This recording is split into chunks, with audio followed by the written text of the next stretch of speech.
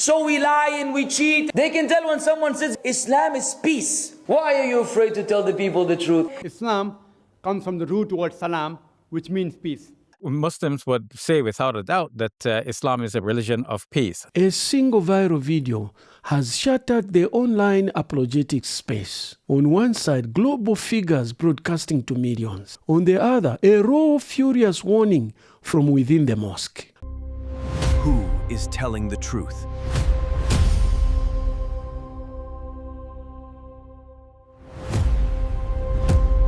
Why are you afraid to tell the people the truth? Don't you think this kafir is going to open the Quran, read Surah Al-Anfal, and he's going to come across these ayat, the military ayat, which you've been trying to hide? That sentence changes everything. He isn't attacking non-Muslims. He is furious at his own community for treating the outside world as if they don't have access to the internet. But before you decide who is telling the truth, you have to look past the internet drama. You have to know where the phrase Islam is a religion of peace comes from, because the answer isn't found in the text that you have been taught to read. Now let's look at the timeline. Go to the beginning. Search the primary text. Now look at the record of Muhammad, the foundational text of the Quran and the early Hadith. Did Prophet Muhammad ever utter the word Islam is a religion of peace? The historical answer is absolutely no. Even Muhammad Hijab, the renowned Islamic scholar and apologist, has said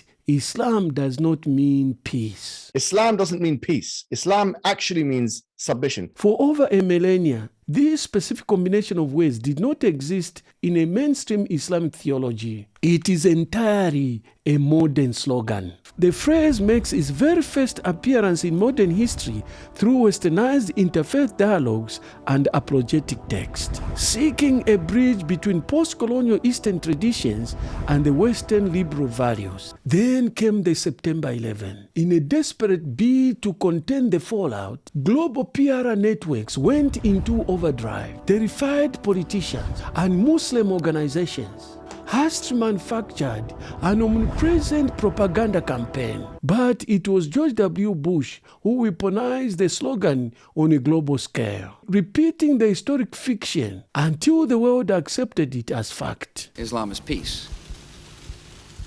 These terrorists don't represent peace. They represent evil and war.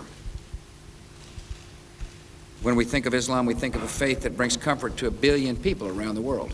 The data proves the slogan is modern, but that reality forces a much more uncomfortable question. If the slogan is entirely new, why did it suddenly become so necessary? If you enjoy balanced, deeply researched breakdowns that look at primary sources rather than taking the sides, subscribe and smash the notification bell, so that you never have to miss a single breakdown. To understand why, we have to look at the machinery of the modern Islamic apologetics and the figures that built it. First, Dr. Zakir Naik. He claims that Islam is a religion of peace because the word Islam is derived from the word salam, which means peace. The question posed was, if Islam is a religion of peace, how come it was spread by the sword? Islam comes from the root word salam, which means peace. It also means submitting your will to Allah subhanahu wa ta'ala, Almighty God. In short, Islam means peace acquired by submitting your will to Allah subhanahu wa ta'ala. Next, Dr. Shabir Ali, one of the most recognized voices in the Western interfaith dialogue. He consistently argues that Islam is fundamentally a religion of peace and maintains that the acts of violence perpetrated by Muslims should not be regarded as representative of Islam's true teachings. Today, we're dealing with a specific question: is Islam a religion of peace or violence? Muslims would say without a doubt that Islam is a religion of peace. Sometimes that statement is questioned, especially when somebody does some violent act in the name of Islam. In fairness, sometimes Muslims do perpetrate acts of violence and then they attribute that to the religion of Islam. And then people look at it and they ask, well, wait a minute, what does the religion have to do with this kind of violence? Finally, Mehdi Hassan retreats to the outmost strongest defense shield, pointing to millions, if not billions, of peaceful Muslims as a definitive proof that Islam is a religion of peace. If you vote no tonight, think about what you're saying the opposite motion is, that Islam isn't a religion of peace, it's a religion of war, of violence, of terror, of aggression, that the people who follow Islam, me, my wife, my retired parents, my 6-year-old child, that 1.8 million of your fellow British residents and citizens, that 1.6 billion people across the world, your fellow human beings, are all followers, promoters, believers in a religion of violence. Do you really think that? Do you really believe that to be the case? It's a talking point that has found its loudest champion not in the mosque, but in Hollywood, when actor Ben Affleck famously weaponized the same argument on live television. How about the more than 1 billion people who aren't fanatical, who don't punish women, who just want to go to the store, wait a second. sandwiches, Wait a 25 second. times a day, Right. and Wait a don't do second. any of the things that you're saying all Muslims Wait a second. stereotyping. Wait a You second. bad things, and you painting the whole group religion with that. No. But Bridget Gabriel completely dismantled the argument, firing with a chilling reality check. The peaceful majority is entirely irrelevant. There are 1.2 billion Muslims in the world today. Of course, not all of them are radicals. The majority of them are peaceful people. The radicals are estimated to be between 15 to 25%, according to all intelligence services around the world. That leaves 75% of them peaceful people. But when you look at 15 to 25% of the world Muslim population, you're looking at 180 million to 300 million people dedicated to the destruction of Western civilization. That is as big of the United States. So why should we worry about the radicals, 15 to 25%? Because it is the radicals that kill. Because it is the radicals that behead and massacre. On September 11th in the United States, we had 2.3 million Arab Muslims living in the United States. It took 19 hijackers, 19 radicals to bring America down to its knees, destroy the World Trade Center, attack the Pentagon, and kill almost 3,000 Americans that day. The peaceful majority were irrelevant. 3 completely different styles, one identical message. But are they accurately representing classical Orthodox Islam? Or are they performing a massive public relations exercise? Critics of Islam have spent decades arguing that these men are masking the truth. Thing is, I'm here to tell you, I, Linda Sarsour, am here to tell you, Islam is not a religion of peace. Chapter 9, verse 5, when the sacred months are over, kill the idolaters wherever you find them.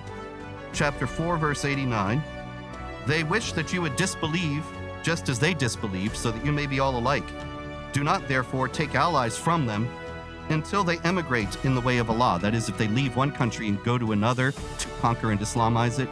You may have heard of things like that happening. But if they turn their backs, then seize them and kill them wherever you find them. So chapter 9 is the most violent chapter of the Quran.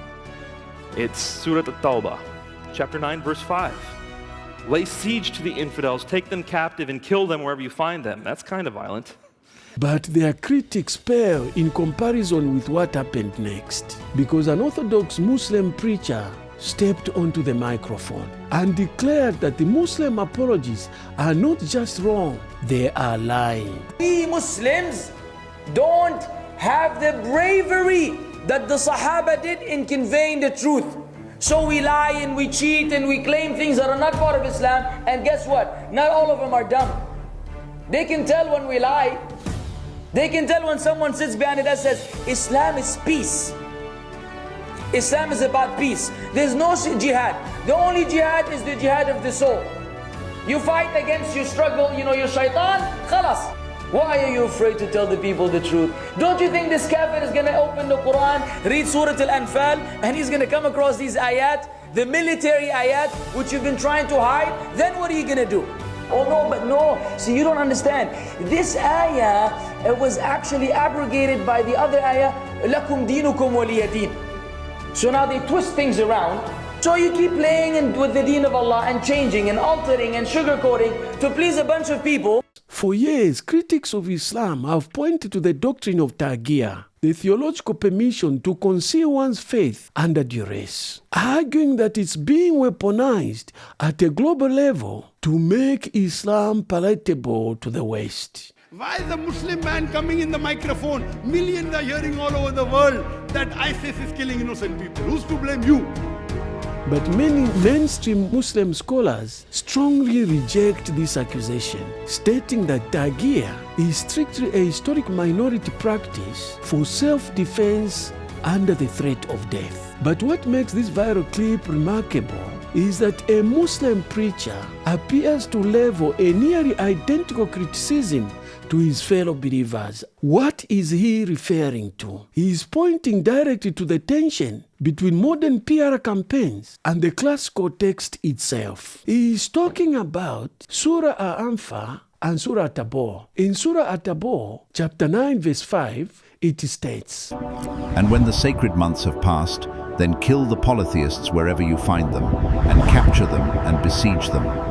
Mainstream Muslim scholars argue that these verses are highly contextual, applying strictly to specific historical treaties and warning pagans of the 7th century Arabia. They argue that it is historically illiterate to apply them globally today. But the viral preacher's point is that by completely hiding the difficult, complex text from potential converts, apologists are setting up a trap. Why are you afraid to tell the people the truth? Don't you think this kafir is going to open the Quran, read Surah Al-Anfal, and he's going to come across these ayat, the military ayat, which you've been trying to hide? That sentence changes everything. He isn't attacking non-Muslims. He is furious at his own community for treating the outside world as if they don't have access to the internet. His warning is practical. In the digital world, you cannot sugarcoat primary sources. The truth will always out itself. So, what are we witnessing in this video? Was the preacher exposing a coordinated theological deception? Or is he simply a frustrated believer demanding honesty about the harsh realities of the ancient Islamic text? I'll let you decide. If you have driven benefit from this breakdown, like, subscribe, and smash the notification bell so that you don't miss the next explosive deep dive. If you found this investigative breakdown helpful, you would want to watch our playlist, Islam's Secrets Exposed. To watch that, click the playlist on your screen and let the evidence speak for itself. I'll see you there.